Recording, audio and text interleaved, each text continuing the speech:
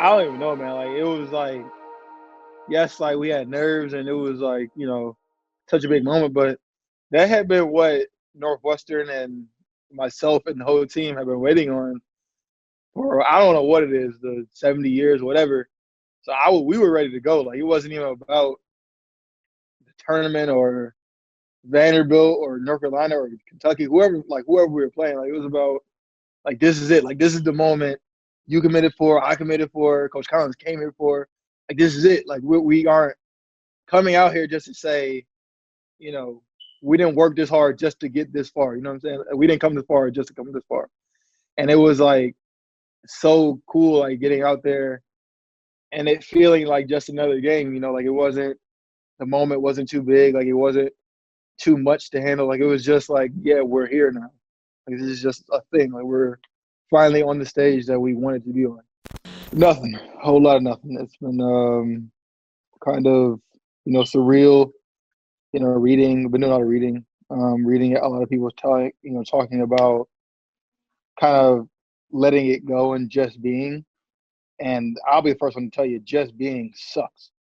I don't know how to like deal with life without structure. And I'm sure any of you can attest to this, especially having jobs. When you still have a job where you can work from home or you have some kind of like balance and order to how things are going, it alleviates stuff.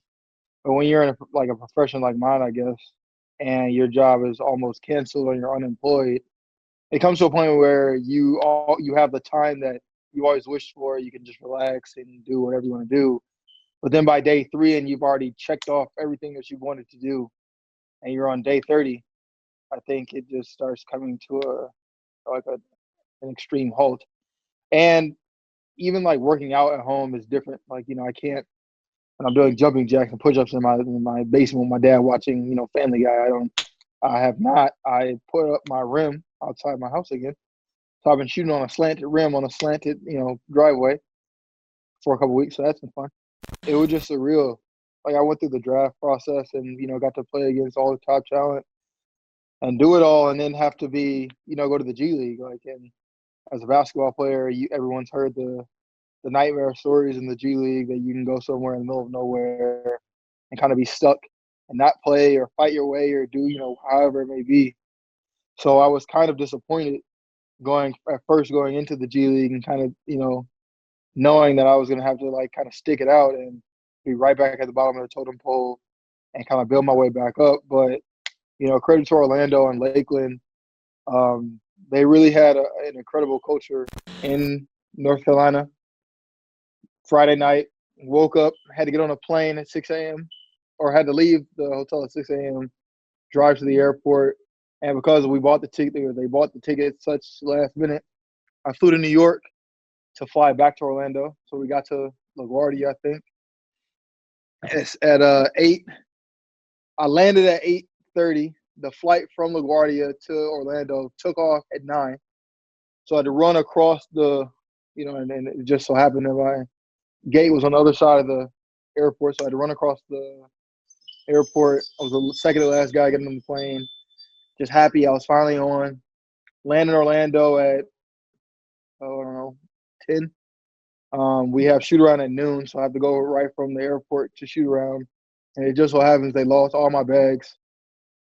At the airport, they left them in Greensboro. So I had my book bag, and luckily enough, the night before, I was like, let me just I'll pack some of my basketball shoes in my book bag. So I had my book bag with just my basketball shoes, a phone charger, my wallet in it, and nothing else. So I told the people at Orlando, I know you guys want me to just come up and learn or do whatever, but if I don't dress tonight, I can't wear anything. I was just wearing a jumpsuit because I don't have any clothes or anything. So they were like, we'll figure it out, whatever. I'm in the car on the way to the gym. And I'm pretty excited. Florida, it's always sunny. It's like 90 degrees. So I'm excited to go to the gym. I get to the gym, super happy to see everybody again. I'm all smiles and energetic, as you all may know who have interacted with me. And, everyone's kind of walking around like zombies, and I don't really understand it. And then, I think it was Terrence Ross who told me, yo, Kobe died. I was like, yeah, well, yeah, right. I'm not really gonna believe him. You're not about to rain on my parade with some sick joke. But the coaches came in and they told us Kobe had died in a freak helicopter accident. So the whole day was kind of just thrown off and muddled by that. Obviously I was a huge Kobe fan, and Kobe did so much for the game of basketball, and just the way that he had to pass, with the people, that he was with was really saddening. And just a roller coaster. I went from hoping everything would be smooth and think I was just gonna go and just learn and be able to see Aaron Gordon and Vucevic and Kawhi kind of duke it out to, yeah, you're gonna dress up and you might get out there tonight. Kobe died. Your luggage isn't here. So it's just a whirlwind of stuff, man. But hey, I wouldn't ask you for any other way. It's a cool story that I can always be able to tell. Not even going from year one to year two, but just continuing as an NBA player. Like I have so much left. Like this isn't the end goal. Like yeah, I had a good start and it's been cool so far. But man, like I want to make a difference in the NBA. Like I want responsibility. I want accountability. I want someone to hold me to a higher standard out there. So when I look back, I can say, like, damn, I actually did it. Like I want to say, like when I was at IJP in middle school playing in fifth grade, throwing the ball up against the backboard, like it took me missing 12 times to go and land a dunk on an NBA idol. You know what I'm saying? Like it's so much bigger than just, man, it's cool that he like got to see it. Like I want to see it, be out there, and help the next dude coming up who might have had such a hard path like mine be able to like open the door.